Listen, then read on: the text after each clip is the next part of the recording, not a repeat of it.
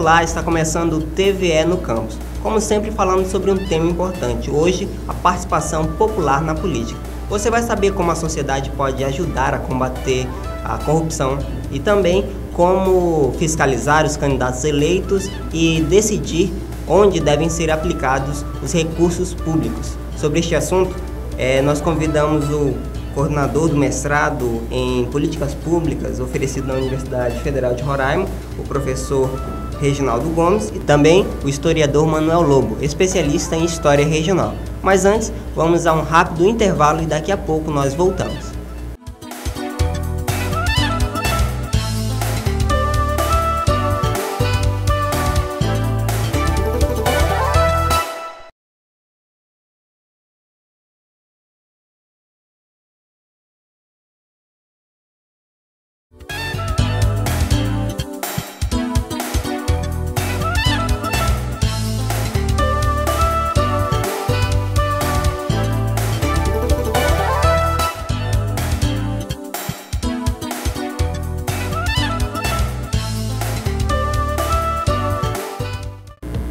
Voltamos com o TVE no Campus, o programa que aproxima a universidade da comunidade. Hoje conversando sobre a participação popular na política.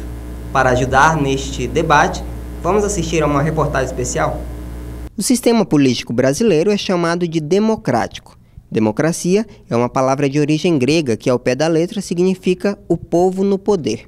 Como é inviável transformar a população inteira em vereadores, deputados, senadores, governadores e presidentes, o país adota a chamada democracia representativa, em que são escolhidas as pessoas que tomam decisões e administram o governo em nome do povo. Mas e no que as pessoas comuns pensam quando ouvem a palavra política? Para mim, eu vejo corrupção. A política hoje em dia é assim, né? A primeira coisa que vem na minha cabeça é político ladrão. Sinceramente, é o que eu... Primeiramente, democracia, né? Que a política é o símbolo da democracia, onde todos são iguais, independente de classe social, raça e outras coisas. E também da corrupção, que é presente em todas as classes da política. Os constantes escândalos de corrupção, envolvendo principalmente personalidades dos poderes executivo e legislativo, deixaram uma imagem negativa da classe política. A política ela surge justamente para definir dois espaços, né, que é o espaço do privado, os interesses privados, e o interesse público, né, que é o interesse comunal, coletivo, social. Né? Então a política ela trata dos interesses públicos, não dos interesses privados. Infelizmente, com o tempo, esses dois campos, esses dois espaços foram se mesclando. Né? Então, é comum as pessoas tratarem a política como se fosse algo privado. Né? Então, por isso que surgem os grandes problemas que nós temos hoje em todas as sociedades, ou seja, corrupção, o tratamento da coisa pública como se fosse privada. Então, leva ao cidadão ter essa impressão de que tudo relacionado com a política, ou seja, tudo relacionado com o público, é negativo. E é justamente o contrário. A ideia da política é passar essa imagem de que o público é algo coletivo, algo em comum. Depois de assistir a esta reportagem especial sobre o sistema político brasileiro, vamos agora conversar com o historiador Manuel Lobo, ele que é especialista em História Regional pela Universidade Federal de Roraima e é autor da monografia Formação e Reorganização dos Grupos Políticos de Roraima, de 1985 a 1998. Neste período, como foi a participação popular no processo político do Estado? Como o trabalho que eu fiz foi específico, tentando compreender a participação dos grupos políticos de poder, né, nesse período do Estado de Roraima, com o advento do Estado, porque em 85 a gente não tem ainda o Estado consolidado, mas a gente tem já uma construção a partir desses grupos políticos que lutavam para a consolidação do Estado de Roraima. E aí você vai ter atores, né, que participam desse processo, você vai ter a formação de sindicatos a partir de 85 e de partidos pequenos, considerados partidos pequenos, partidos de esquerda. Então a gente tem uma participação dessas pessoas a partir da formação dos sindicatos, né, do Sindicato dos Trabalhadores em Educação, o Sindicato dos bancários, né, que foram um dos primeiros que foram fundados, e você vai ter essa participação desses atores sociais na busca por políticas públicas já tentando ganhar espaço de poder com o advento da criação do Estado de Roraima.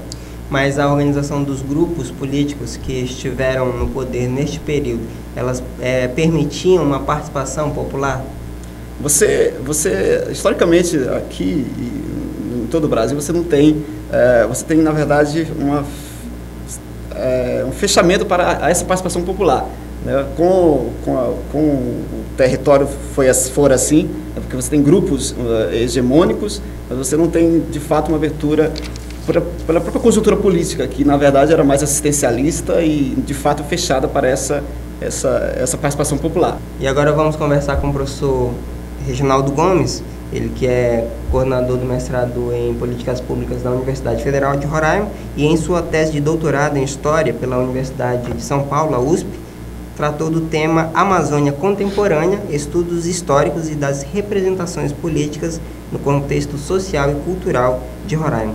Professor, como o senhor avalia o espaço que a sociedade tem no processo de decisão das políticas públicas?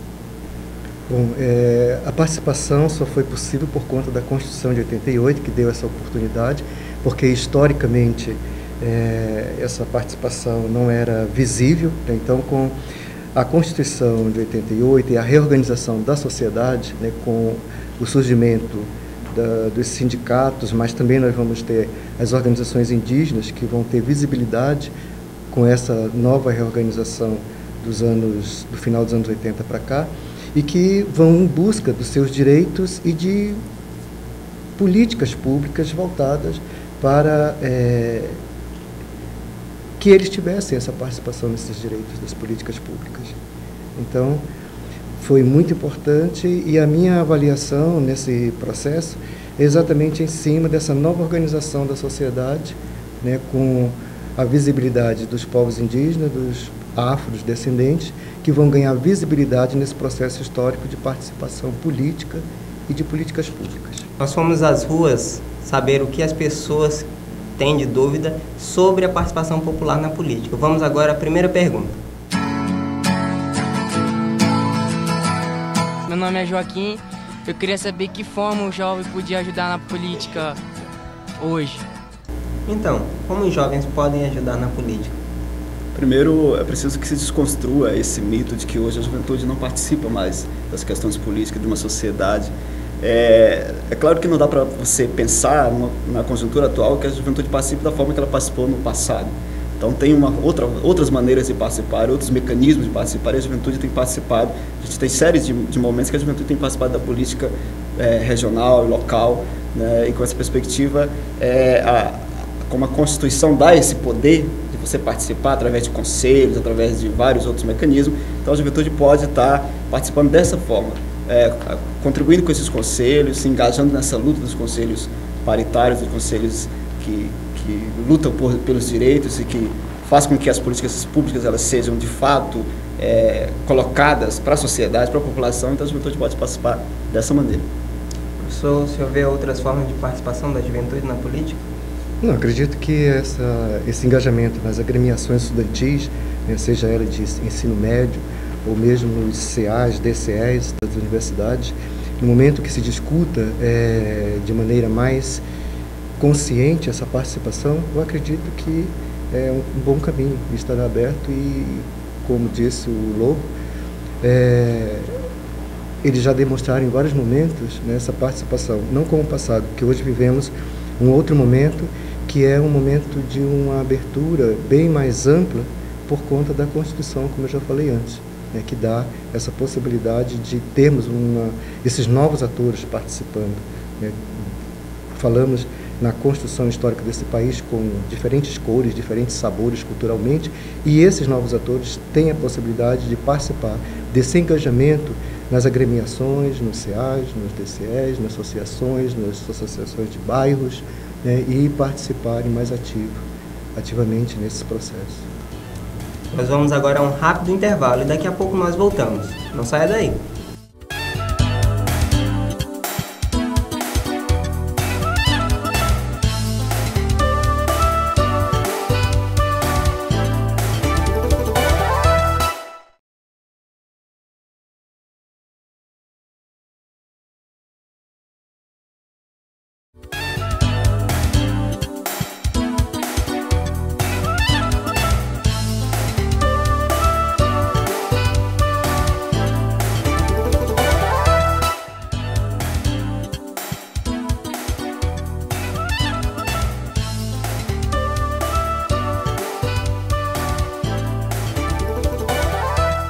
Estamos de volta com o programa TVE no Campus, hoje conversando sobre participação popular na política.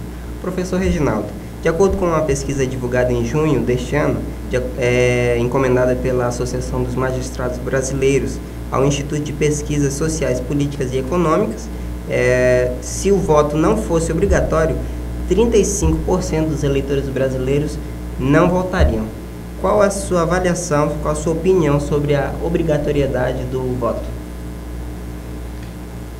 Bom, é um tema bastante complexo, né? Porque culturalmente nós já temos na história da política desse país a obrigatoriedade do voto, né? Quando você tem uma pesquisa que aponta esses dados, isso quer dizer que as nossas propostas políticas não estão agradando e não estão atendendo os anseios dessa população. Veja, por exemplo, o que aconteceu agora nos Estados Unidos, né, que não é obrigatório, mas que pelo resultado que se deu nessa última eleição, teve uma grande participação, principalmente da juventude, né, e não é obrigatório a participação, mas foi pelo embate, foi pelos discursos, ou foi pela atração das propostas de mudança que atraíram essa juventude a participar mais com o seu voto. Eu acredito que no Brasil, quando apresentamos uma enquete dessa natureza, é porque temos que mudar o nosso discurso. As nossas velhas políticas de promessas, de propostas, de projetos, os nossos projetos não estão dando conta. Então é hora de mudar. É um recado, né, para todos nós que lidamos com essas propostas de políticas públicas, por exemplo, de repensarmos as nossas metas para atender os anseios da população, que tem uma nova configuração, como eu acabo de dizer ainda há pouco, com a Constituição de 88. A nossa sociedade tem uma outra configuração. Então, os anseios, os desejos são diferentes de 20 anos atrás, por exemplo. Nosso historiador regional, que pensa sobre estes dados? Primeiro que é complicado uma democracia onde se tem a obrigatoriedade do voto, né? É um contraditório, uma contradição à democracia. Todavia, é preciso pensar que a sociedade brasileira talvez ela não esteja preparada ainda para o voto facultativo. Você tem um estudo de um pesquisador chamado Luiz Felipe Miguel que ele fala do alinhamento decisório eleitoral. Você tem, nos diversos momentos da história política do Brasil, as pessoas, mesmo se o voto sendo obrigatório, elas fazem a sua tomada a partir do voto branco, do voto nulo, dizendo que ela não está feliz com esse sistema da democracia representativa, porque elas não se sentem representadas dentro desse processo. E aí é preciso que se mude os discursos, que se mude os projetos e que se tenha, de fato, verdadeiramente fazer com que essas pessoas participem desse processo. Então, eu acho que a sociedade brasileira não está preparada ainda para o voto facultativo. Todavia, é preciso que se mude a democracia representativa, porque não está respondendo aos anseios dessa população, dessa sociedade. Então, a enquete, a pesquisa mostra isso, né? Nós vamos ver agora uma reportagem sobre o primeiro projeto de iniciativa popular aprovado no Congresso Nacional. Não é preciso ser vereador, deputado ou senador para propor a criação de leis. A Constituição brasileira prevê que projetos de iniciativa popular entrem na pauta de votações do Congresso. Basta que tenham a assinatura de pelo menos 1% dos eleitores do país. O primeiro projeto de iniciativa popular a ser aprovado no Congresso Nacional foi o que resultou na Lei 9.840, de 1994, conhecido como Lei Anticorrupção Eleitoral. Na época, eram necessárias no mínimo 1 milhão de assinaturas. Foram coletadas 1.039.175. Fizemos um grande trabalho na coleta dessas assinaturas, que isso foi em 99, né, que foi aprovada essa lei, e demos a nossa contribuição. Evidentemente que aqui tem um diferencial, né? O pessoal, principalmente naquela época, até para assinar um baixo assinado, tinha dificuldade em função do sistema político implantado aqui no Estado. Mas mesmo assim, nós aqui tivemos a coleta de mais de 3.000, se não me engano, mais de 4.000 assinaturas aqui do Estado de Roraima. Uma das principais mudanças que a lei trouxe foi a cassação imediata do candidato, que antes ficava no cargo até que fosse julgado o último recurso. Outra contribuição da nova lei é que a comprovação de apenas um voto é suficiente para cassar o acusado. Essa lei, ela é apenas um passo, né? Ela é um passo significativo, mas a gente precisa estar sempre avançando. Inclusive agora, nesse momento, nós estamos com uma outra mobilização para conseguir novamente uma lei de iniciativa popular que venha proibir pessoas que tenham qualquer crime transitando na justiça ser candidato, quer dizer, dando os passos adiante. E isso só, mesmo assim com a lei, com todos esses benefícios da lei, mas sem a mobilização, sem a consciência do povo, junto a lei não será aplicada, não haverá a possibilidade da lei só em si fazer o seu trabalho. Por quê? Porque precisamos ter a denúncia, precisamos ter a prova, e isso só se dá com a sociedade consciente, que exerça a sua cidadania, que dê a sua contribuição. Acabamos de ver a matéria sobre a Lei Anticorrupção Eleitoral, que foi o primeiro projeto de iniciativa popular aprovado no Congresso Nacional. Professor, como o senhor avalia os mecanismos, os outros mecanismos que existem hoje para que a sociedade possa participar da política? Bom, dentro do nosso processo histórico, nós temos esses instrumentos, as instituições que estão abertas para receber as reivindicações da população. Só que nós temos que nos organizarmos, né, para buscarmos esses direitos que estão oficialmente ditados ou oficializados para nos auxiliar nas nossas buscas de direitos, de anseios, de desejos que buscamos realizar, e só através das organizações, do engajamento com as associações, as entidades de moradores de bairro, enfim, das associações. De 2007 para cá, eu tenho acompanhado algumas oficinas que são realizadas em alguns bairros com os indígenas urbanos, que é um grupo que também não era muito visível dentro das discussões indígenas em Roraima. E eu vejo através dessas oficinas, as discussões, que são discussões temáticas, em torno dos princípios da Constituição, que de repente não ficaram muito claros nos seus textos, e é discutido esses temas com esses grupos, nessas oficinas, que é uma maneira deles entenderem esses processos e de buscarem se organizar para reivindicar e participar sobre essas políticas que estão abertas para atender os nossos desejos, nossos anseios. Você acredita então na organização dos grupos populares para a garantia dos direitos? Com certeza, só através dessas organizações é que nós vamos ter, de maneira mais clara, provavelmente propostas solucionadas, né? A gente percebe, por exemplo, nas campanhas das Diretas Jás e a participação de grupos organizados com propostas para os constituintes. Daí nós tivemos uma Constituição bastante abrangente, com a participação maior dessa população, dando visibilidade aos afros e aos indígenas, por exemplo. Então, eu acredito que a organização da sociedade, seja ela de determinados grupos, vai dar mecanismos para que nós possamos atender da melhor maneira possível os nossos desejos enquanto cidadão. Manuel Lobo, a sociedade civil ela tem se organizado de modo a aproveitar esses mecanismos que a lei criou para a participação popular? Você tem, efetivamente, a partir da década de 90, um crescimento muito grande dessa participação em busca desses mecanismos. As pessoas se organizam nos conselhos, que são os conselhos paritários de saúde e educação, elas têm participado muito disso. E a partir do final da década de 90 para cá, a gente tem um crescimento muito grande das conferências nacionais.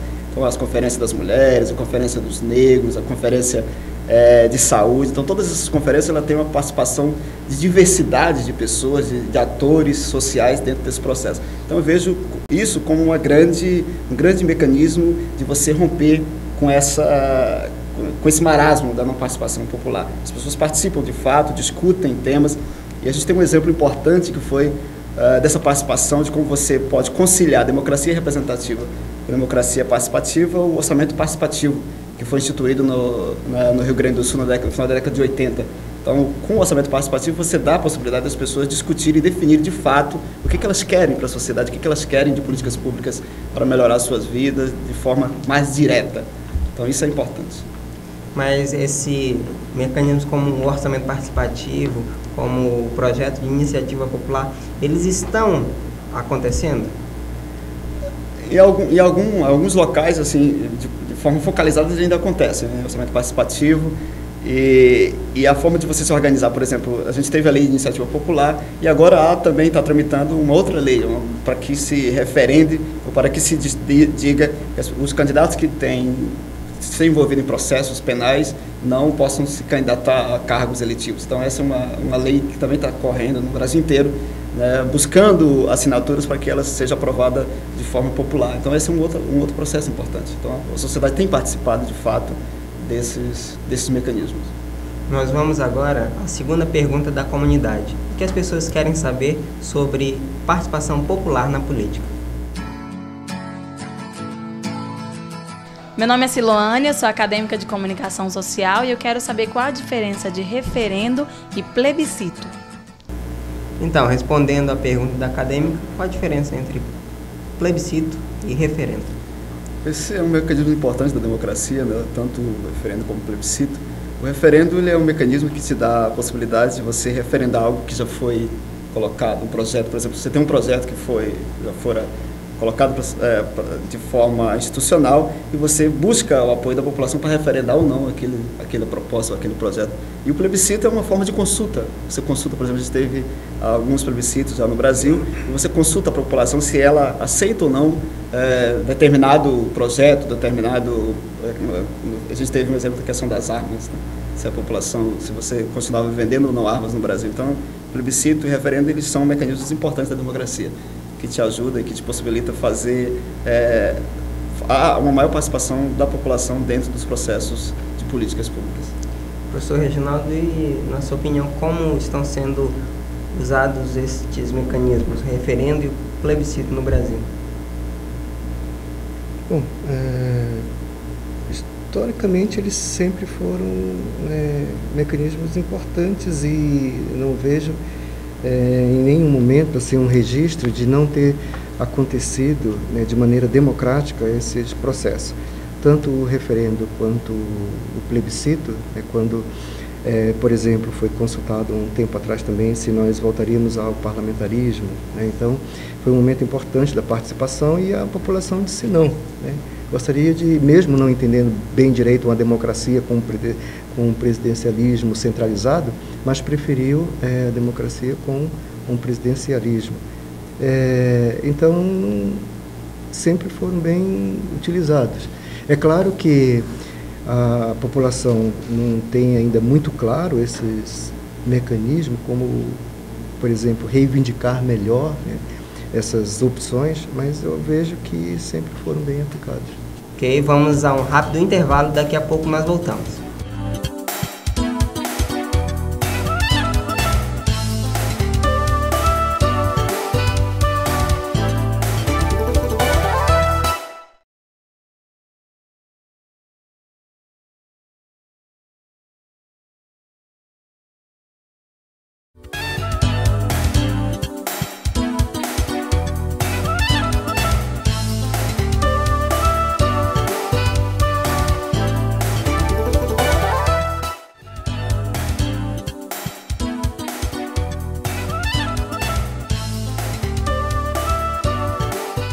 Voltamos com o TVE Campus. O programa hoje tentou trazer para você essa discussão sobre a participação popular na política. Gostaria de agradecer ao professor Reginaldo pela sua participação hoje aqui no programa. Eu que agradeço a oportunidade de ter contribuído um pouco com a minha experiência dentro desse campo de saber. Eu sempre discuto com os alunos que estão desenvolvendo os trabalhos, por exemplo, do mestrado de políticas públicas, a importância dessas discussões teóricas e levantamento de dados para análise de situações e que tragam alternativas para que melhore cada vez mais a participação dos nossos grupos sociais que ficaram marginais desse processo histórico das políticas públicas. Então, muito obrigado e parabéns pelo tema que nos enriqueceu bastante nesse momento. Obrigado, professor. Obrigado também ao historiador regional Manuel Lobo pela importante colaboração que deu com essa discussão de hoje. Eu que agradeço, acho que esses são momentos e espaços importantes para a gente definir, discutir políticas públicas dentro de uma participação mais efetiva da população. E a saída para a gente romper com o que está hoje na política, não só regional, mas brasileira, é a participação. Então a gente quer convidar todas as pessoas a participarem mais, a discutir mais política e a estarem atentas ao que está acontecendo nos meios políticos locais. Muito obrigado. Nós agradecemos vocês dois. O programa TVE no Campus fica por aqui. Espero que você tenha gostado da discussão de hoje. Nós voltamos no próximo sábado, agora com horário de verão, às 4 horas da tarde. Até lá! É preciso que se desconstrua esse mito de que hoje a juventude não participa mais das questões políticas de uma sociedade. Falamos na construção histórica desse país com diferentes cores, diferentes sabores culturalmente, e esses novos atores têm a possibilidade de participar